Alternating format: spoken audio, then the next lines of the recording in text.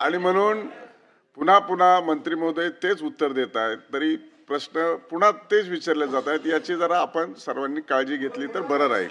प्रश्न क्रमांक 3, प्रश्न क्रमांक 7468. शिंदे.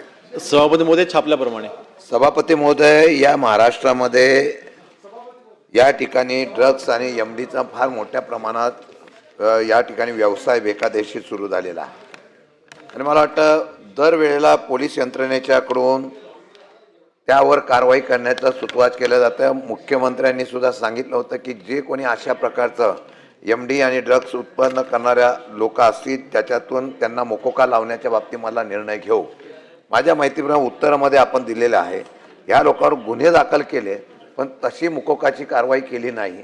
या संदर्भामध्ये आपण अशा प्रकारचे ड्रग्स आणि एमडी निर्मिती करणाऱ्या लोकांवर कारवाई करण्यासाठी मोकोकाची कारवाई करणार का? एक.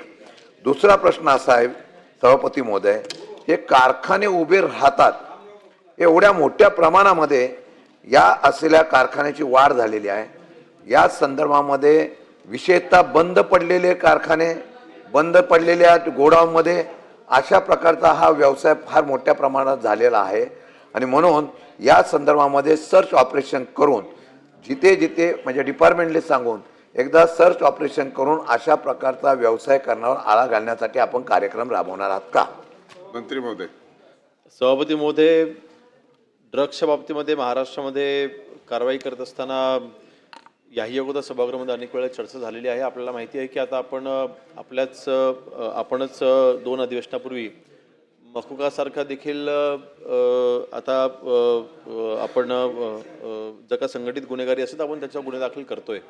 पुन्हा महाराष्ट्रामध्ये आजपर्यंत जवळपास एक 14 केसेसमध्ये आपण मकोका देखील ड्रग्सच्या केसेसमध्ये आपण दाखल केलेला आहे. सुरुवात आपण केलेली आहे.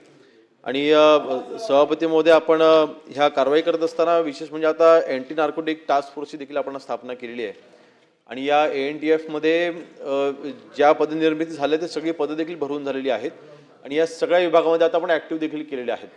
आणि या विशेषतः या टास्क फोर्सचं काम फक्त आणि फक्त ड्रग्सच्या बाबतीमध्ये ज्या कारवाया होत आहेत त्याच्यावरती लक्ष ठेवणं आणि फक्त कारवाई करणं नाही, त्याचे पूर्ण चेनेज शोधणं, जिथून त्याचं मूळ आहे ते मूळ शोधणं हे त्यांचं डेडिकेटेड ते काम असणार आहे. आणि ती यंत्रणा म्हणजे हे टास्क फोर्स देखील महाराष्ट्रामध्ये कार्यरत झालेलं आहे.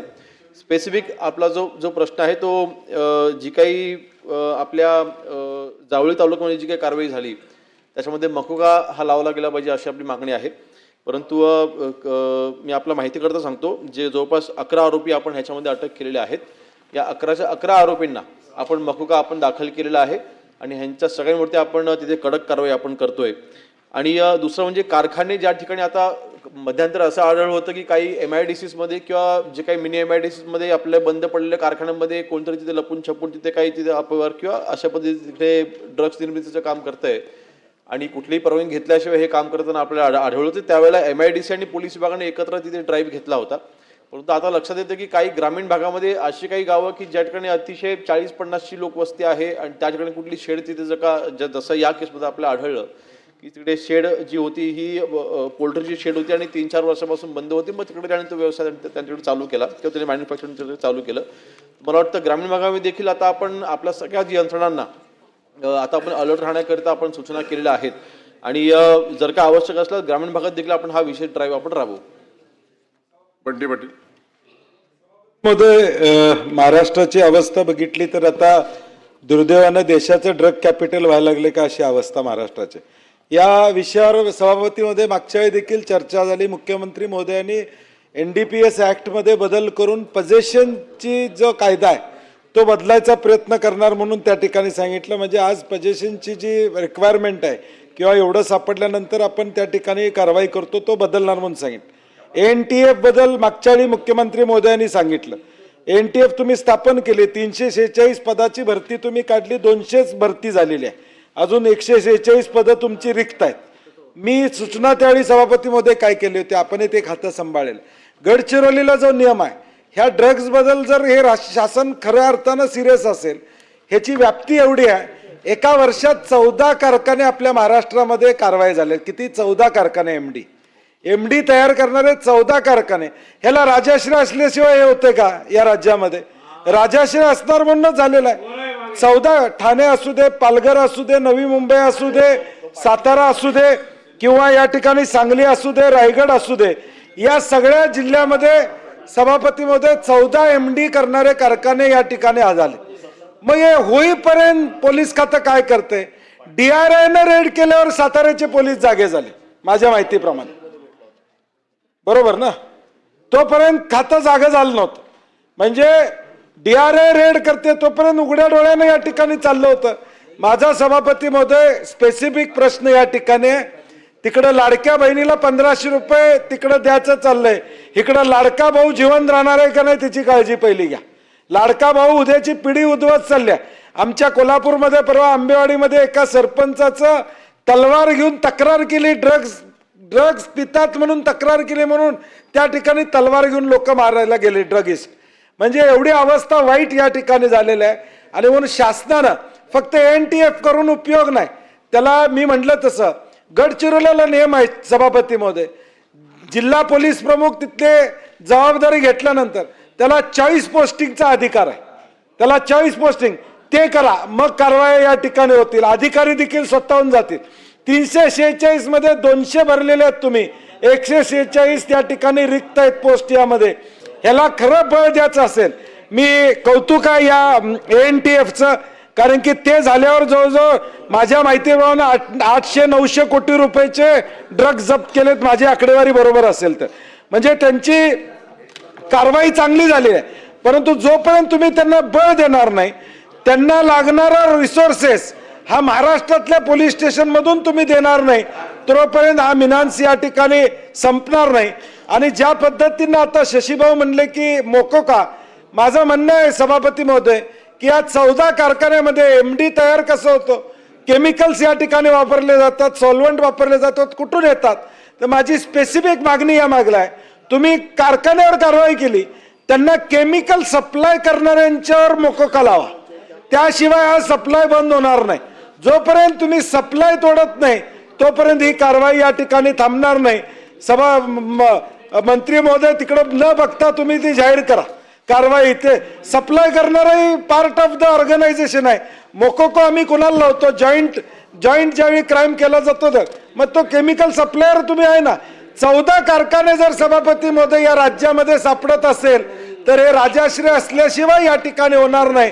आणि शासनाने पुढची पिढी वाचवायचं असेल तर या ठिकाणी सिरियसली हा विषय घ्यावा अशी आमची विनंती असणार. मंत्री महोदय. आणि सभापती महोदय, अर्थातच हा विषय अतिशय गांभीर्याने आपण हाताळतोय. आणि आपल्याला माहिती आहे की ह्या कारवाया ज्या होतात त्या इंटेलिजन्सच्या आधारे ह्या सर्व कारवाई होत आहेत.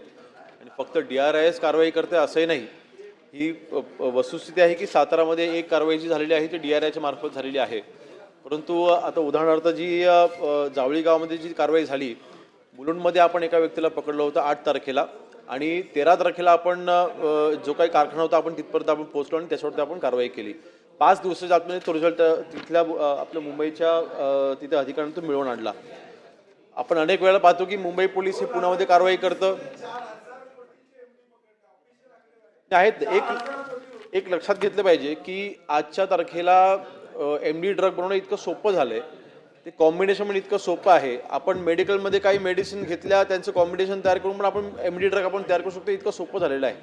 मध्यंतरी मला वाटतं 6 महिन्यापूर्वी सभापती महोदय मालाडमध्ये एका झोपडपट्टीमध्ये राहणाऱ्या 2 महिला घरामध्ये स्टोवरती ते MD ड्रग बनवत होत्या, त्याच्यावरती आपण कारवाई केली होती. म्हणजे इतकं सोपं झालेलं आहे. आणि आता आपल्याला माहिती आहे की त्याचं फॉर्म्युला वगैरे काय आता यूट्यूबवरती आणि याच्यावरती इझिली अवेलेबल असतात.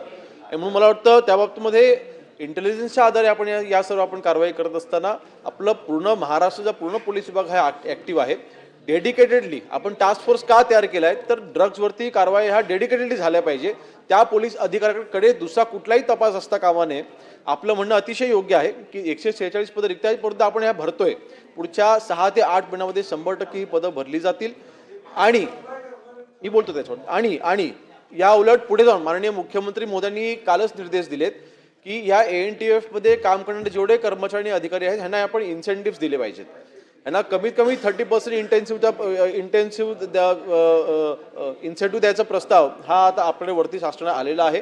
आणि ह्यांना एक स्टेप फॉरवर्ड असं देखील आपण त्याच्यामध्ये आपण त्यांना एक देतोय, जेणेकरून ते एनकरेज होतील आणि त्यांना त्याच्यामध्ये काम करत असताना, कारण शेवटी असंही आपण पाहतो की हे विभागाच्या ठिकाणी काम करतायत बंटीजी, ते हे सगळे कर्मचारी आहेत शेवटी हे हेडक्वार्टरला काम करणार आहेत, तिकडे त्यांना जी नियुक्ती आहे ती सोडून त्यांना अन्य ठिकाणी जायचं आहे, म्हणून त्यांना आपण हे इन्सेंटिव्ह देखील द्यायचा आपण निर्णय माननीय मुख्यमंत्री मोदींनी घेतला. आणि अर्थातच सप्लाय जे करतायत, जे रॉ मटेरियल सप्लाय करतात, तर ह्या केसमध्ये राज्याच्या बाहेरून काही जणांनी ते रॉ मटेरियल आणलं होतं, त्या सगळ्यांवरती देखील आपण मकोका दाखल केलेला आणि भविष्यात देखील जे कोणी सप्लाय करतील, पण मकोका दाखल करत असताना आपण माहिती आहे की जे कमर्शियल क्वांटिटी हँडल करतील त्यांनाच फक्त आपण मकोका आपण दाखल करणार असं आपण तिथे आपण निर्णय आपण घेतला आहे. आपल्या माहितीकरिता आपण केंद्र शासनाकडे कमर्शियल क्वांटिटीमध्ये कमतरता करा अशी देखील आपण आता मागणी केलेली आहे. म्हणजे फक्त मी सांगतो, जसं गांजावरती आता सध्या कमर्शियल क्वांटिटी ही 20 kg म्हणजे ही कमर्शियल क्वांटिटी आहे, आपण ती 5 kg करा असं देखील आपल्या राज्य शासनामार्फत आपण केंद्र शासनाला आपण कळवलं, आपण त्याचा प्रस्ताव देखील आपण तिथे पुटअप केलेला आहे. तर मला वाटतं ड्रग्सच्या बाबतीमध्ये महाराष्ट्रामध्ये अर्थातच हा विषय आपण गांभीर्याने घेतलेला आहे आणि ह्या ज्या कारवाया आहेत ह्या भविष्यामध्ये अजून अग्रेसरित्या आम्ही करू. अनिल परब. सभापती महोदय, अतिशय महत्त्वाचा विषय महाराष्ट्राच्या नवीन पिढीसाठी. अख्खी पिढी उद्ध्वस्त होते आणि गेले कित्येक वर्ष आम्ही ही उत्तर सभागृहात ऐकतोय. सरकार गंभीर आहे, परंतु सरकारचं कोण ऐकत नाही अशी परिस्थिती आहे. याच्यामध्ये ठोस कारवाई आम्ही नेहमी ऐकतोय, मकोका लावू, याला उचलू त्याला उचलू, एवढे आताच सतेज पाटील यांनी सांगितलं 4000 कोटीचं MD पकडलं गेलं. 5 म्हणजे या फक्त काही दिवसामध्ये म्हणजे एक अख्खी पिढी उद्ध्वस्त होण्याच्या मार्गावरती आहे. आणि हे सगळे बॅक ऑफ झालेले, त्यांना कोणाची भीती राहिलेली नाही आहे, ना सरकारची भीती. आणि उचलतायत कोण? हे सगळे पेडलर उचलतायत, सगळे डमी उचलतायत, मुलं हजर होत आहेत. ललित पाटील तिकडे 5 स्टार हॉटेलमध्ये राहत होता.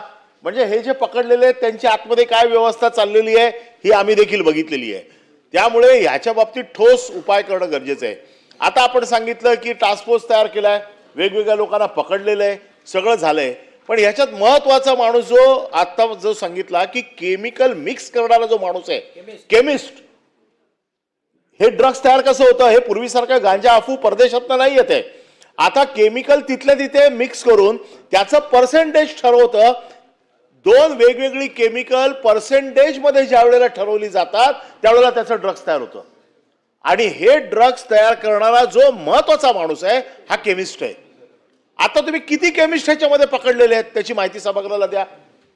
आमच्याकडे जी लिस्ट आम्ही जी बघतो, हे पेडलर पकडतात तुम्ही, हे कोणतरी मटेरियल सप्लाय करणारा पकडतात. पण जो माणूस जो शिक्षित आहे, ज्याला सगळ्यात जास्त पैसे ह्याच्यामध्ये मिळतात, तो माणूस केमिस्ट आहे.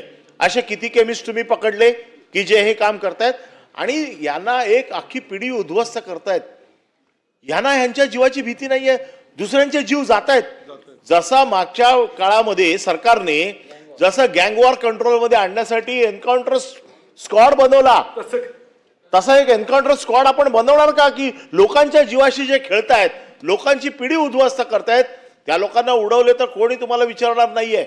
नियमात बसून उडवा, पण काहीतरी याच्यामध्ये तुम्ही असा कायदा आणा की जोपर्यंत स्वतःच्या जीवाची भीती निर्माण. का एन्काउंटर झाले होते ना? झाले नाहीत का एन्काउंटर? मुंबई कंट्रोल कशामुळे आली? वेळ पाहता त्यामुळे सरकारने हिंमत दाखवावी की एक उद्ध्वस्त पिढी करणाऱ्या लोकांना जरा बसवण्यासाठी एक तर केमिस्ट किती अटक केले आणि याच्या पुढे केमिस्ट अटक करून ते सुटणार नाहीत याची व्यवस्था सरकार करणार का? आणि माझा दुसरा प्रश्न आहे की कठोर कारवाई करण्यामध्ये तुम्ही त्याला नाव देऊ नका. असे अक्षय शिंदे मध्ये कुठे नाव दिलं तुम्ही? उडवलाच ना अक्षय शिंदेला. अक्षय शिंदेला उडवला ना, तसे उडवा 2-4 लोक. कारण तर आम्ही लिहून देऊ तुम्हाला काय कारण द्यायची ती. पण माझं म्हणणं असं आहे की कठोर कारवाई झाल्याशिवाय, जीवाची भीती त्यांना निर्माण झाल्याशिवाय हा प्रश्न सुटणार नाही. सरकार अशी कठोर पावलं उचलणार का? मंत्री महोदय. सभापती महोदय, अर्थातच जे ह्या ड्रग रॅकेटमध्ये असतात त्यांच्यावरती पोलिसांची भीती असलीच पाहिजे. आणि भीती आता आपल्याला माहिती आहे की मकोकासारखा जेव्हा आपण जेव्हा कारवाई करायला आपण सुरुवात केलेली आहे, ही काही सोपी कारवाई नाही आहे किंवा हा काही अतिशय तो साधा असा कलम नाही आहे. या कारवाया करत असताना अर्थातच आपण जे कोणी याच्यामध्ये इन्व्हॉल्ड आहेत, तर सप्लायर असू द्यात किंवा तो केमिकल मिक्स करणारा असू द्यात. पण मी म्हणून मुद्दाम ते उदाहरण दिलं की मालवणीमधल्या एका झोपडपट्टीमध्ये 2 म्हाताऱ्या महिला बसून तिथे जे काही MD ड्रग तयार करतायत, ते केमिकल मिक्स करणं अतिशय सोपं झालेलं आहे. त्याच्याकडे केमिस्टची पण तुम्हाला ते केमिकल बॅकग्राऊंडच्या एज्युकेशनची पण आता आवश्यकता नाही. यूट्यूबवरती पण देखील अतिशय ह्याची व्हिडिओज अवेलेबल आहेत.